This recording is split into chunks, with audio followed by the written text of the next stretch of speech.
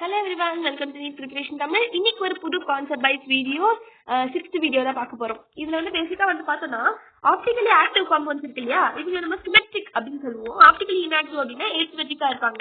இப்போ இந்த optically active compounds மட்டும் தான், அதாவது ரெண்டு பக்கமே இப்போ கார்பன் இருக்கு, இந்த பக்கமும் சேமா இருக்கு, இந்த பக்கமும் சேமா இருக்கு, சேம் காம்பவுண்டா இருக்கு அப்படின்னா அதான் ஆப்டிகலி ஆக்டிவ் சிமெட்ரிக்கா இருப்பாங்க. இவங்களுக்கு மட்டும் தான் டிஎன்ஏ ஃபார்ம்ஸ் வந்து இருக்கு. ஸ்டீரியோ ஐசோமர் எப்படி கண்டுபிடிப்போம் அப்படின்னா optically active component plus number of optically inactive component. இப்போ 4 இருக்காங்கன்னா ஆப்டிகலி ஆக்டிவ் 4, ஆப்டிகலி இன்ஆக்டிவ் 2 இருக்காங்கன்னா 2, மொத்தம் ஸ்டீரியோ ஐசோமர் 6. இப்படிதான் நம்ம வந்து கண்டுபிடிப்போம்.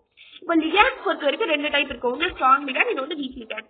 ஸ்ட்ராங் லிகேண்டுக்கு எக்ஸாம்பிள் என்னென்ன வரும்னா கார்பன், நைட்ரஜன், பாஸ்பரஸ் இருக்கிறது எல்லாமே, சிஎன்சி இருக்கிறது எல்லாமே ஸ்ட்ராங்.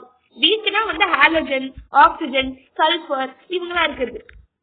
ஹெச்ஓஎஸ் இது வந்து வீக். ஹோஸ் பைப் வச்சுக்கோங்க, ஹோஸ் பைப் எப்பவுமே வீக்கா இருக்கும், ஹோஸ் வீக். ஓகேவா?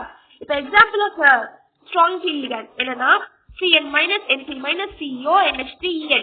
இதுல ரொம்ப இம்பார்ட்டன்ட் அடிக்கடி யூஸ் பண்ணுவீங்க அப்படின்னா CnNH3, அதை ஞாபகம் வச்சுக்கோங்க.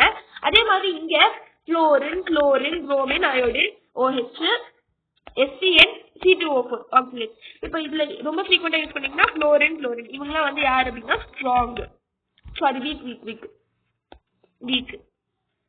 புளோரின் குளோரின்னா வீக், ஸ்ட்ராங் யாரு Cn, அப்புறம் வந்து NH3 இவங்கெல்லாம் வந்து ஸ்ட்ராங். கிளியரா?